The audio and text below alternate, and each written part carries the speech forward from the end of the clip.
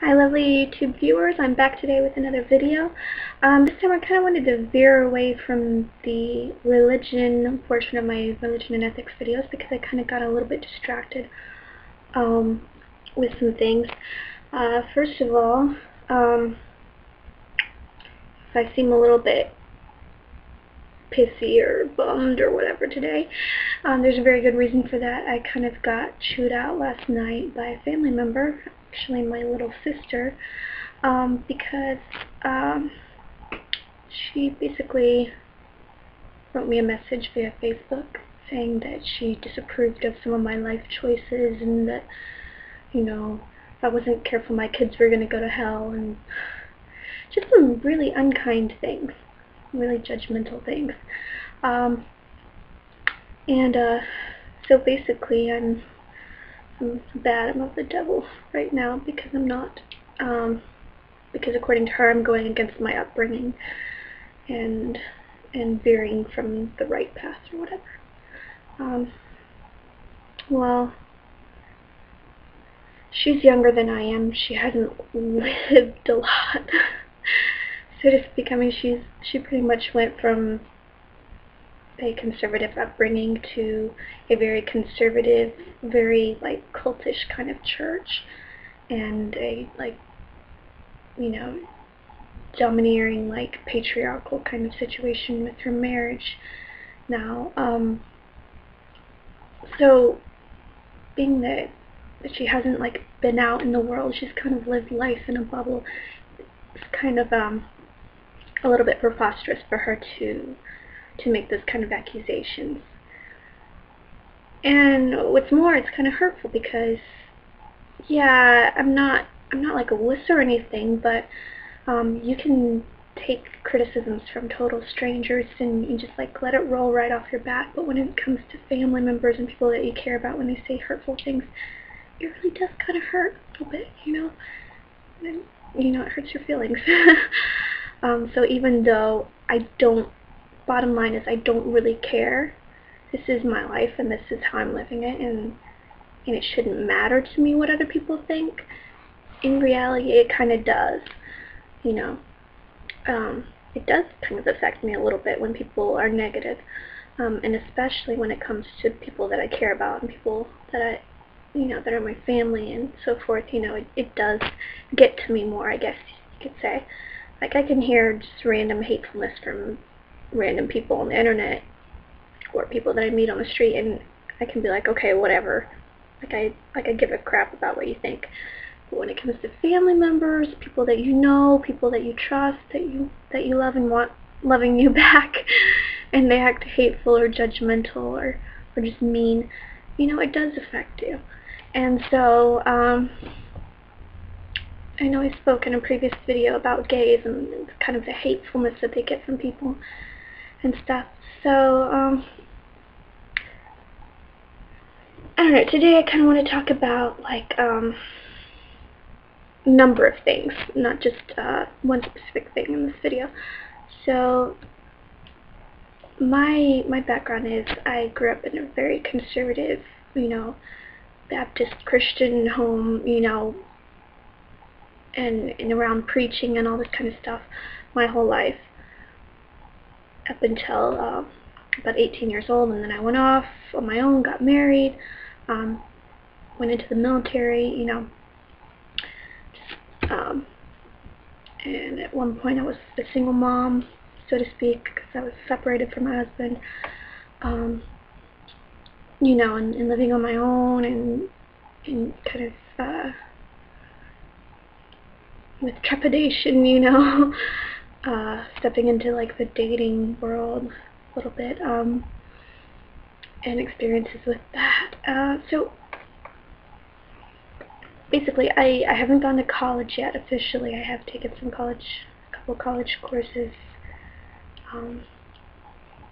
but that could be credited towards college, but never officially did the whole college thing, or college experience. But I have been out in the world, in the big bad world, on my own for a little while, so I kind of gain perspective, you know, in looking at other people instead of having just like this narrow view of the world, according to my upbringing and conservative and somewhat, I wouldn't say completely sheltered, but somewhat sheltered life. I mean, I did, being that my dad was a missionary, I did travel a lot and see lots of the world, and I lived in other countries other than the U.S., which kind of gives me some perspective as far as nationalism and so forth, and viewing other countries and the way I view other countries in the world. But because of my upbringing, because of the conservative views and everything, I kind of had, you know, kind of a narrow view of the world, and like looking back at old diaries and things that I wrote back in the day, and just perspectives and how I thought back then. It's kind of surprising how I thought back then and how far I've come. And I think I have come far. I think I have made improvements in the way that I view things, in the way I view the world. I think I am a better person than I was back then. I mean, back then I may have seemed like a better person on the outside because, you know, I didn't cuss, I didn't do, you know, I didn't laugh at perverted things. Like I was very much a good girl, you know, so in a lot of ways, maybe outwardly I seemed like a good person, but I didn't have a whole lot of good perspective about the world and understanding about the world. It was kind of a narrow-minded way of thinking based on my upbringing, and a lot of it was my upbringing, because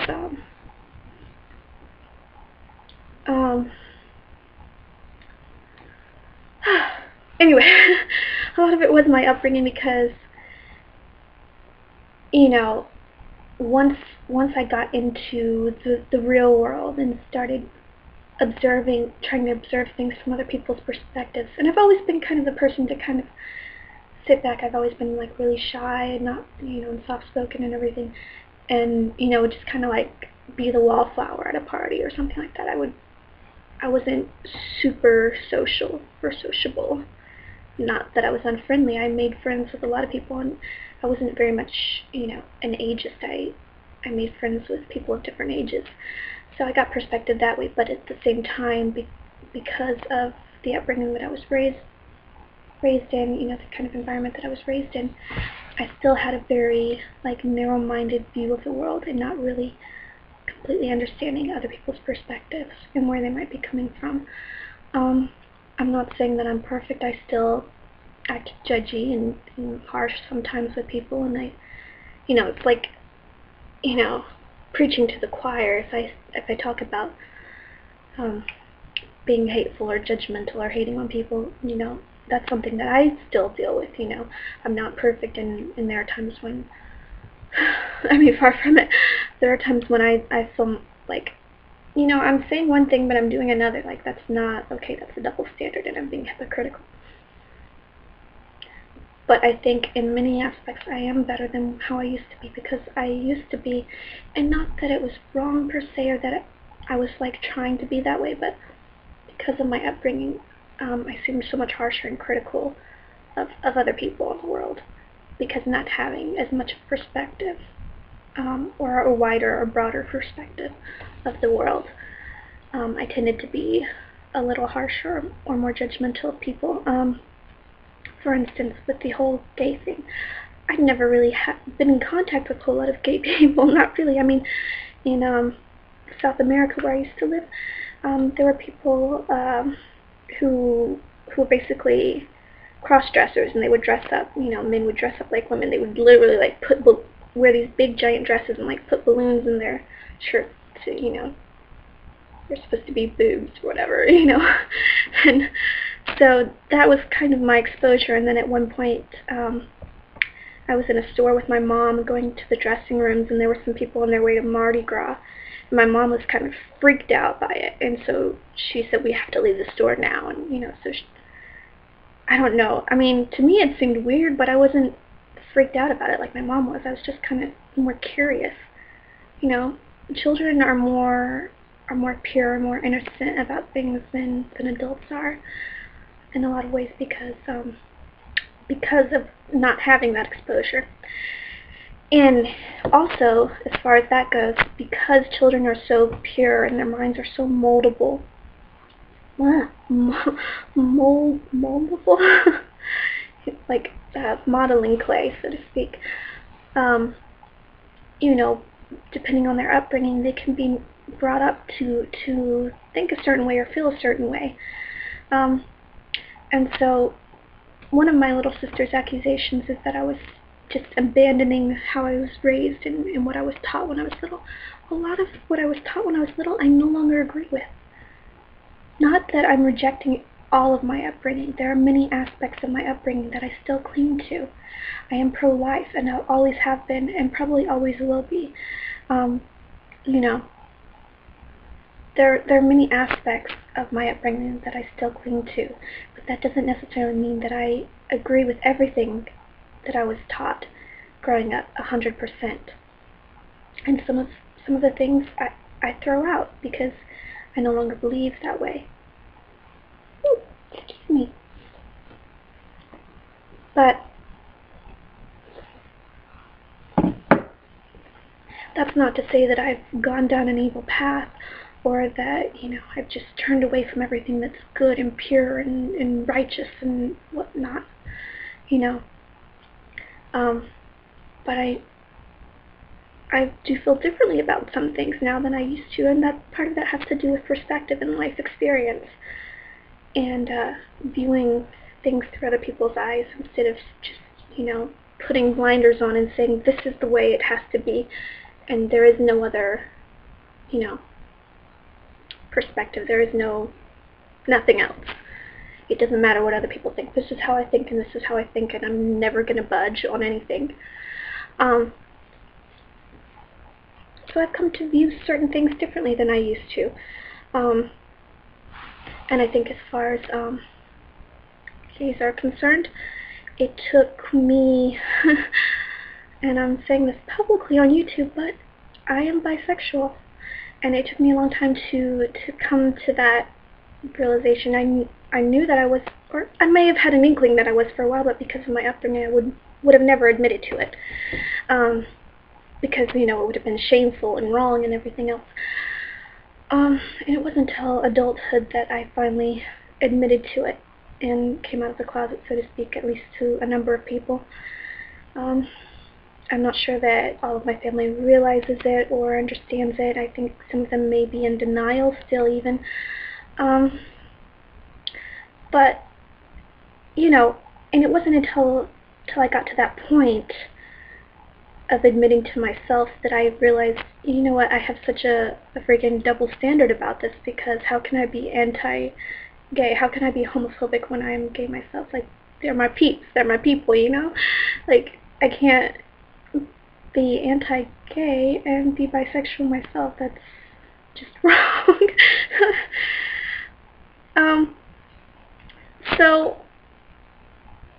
So then I began to, and even before I even admitted it to myself, I was starting to come around.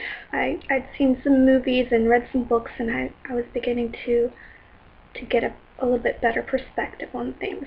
I saw a movie about a transsexual man, or who was transitioning into a woman, and he wasn't gay per se. He was born a boy, you know, and he still liked women, but he felt more comfortable as a woman. So I saw that movie, and then there was this other movie, Transamerica, and I saw, and you know, just certain things. I was beginning to open up more and have more of an open mind, not to the point that I'm completely okay with just you know, radicalness and, you know, complete like hedonism, but, you know, and beginning to understand why, you know, the whys of why gay people are gay, you know, and how that's okay. And I guess if I had stayed in the closet and never admitted to myself that I'm bi, then I would have never, I'm going to make another video, but I would have never come to become more open-minded about gays. There are a lot of people that are closeted gays that are homophobic. which is mind-boggling to me, but it's true. I'm going to make another video and continue talking about this and other things in just a minute.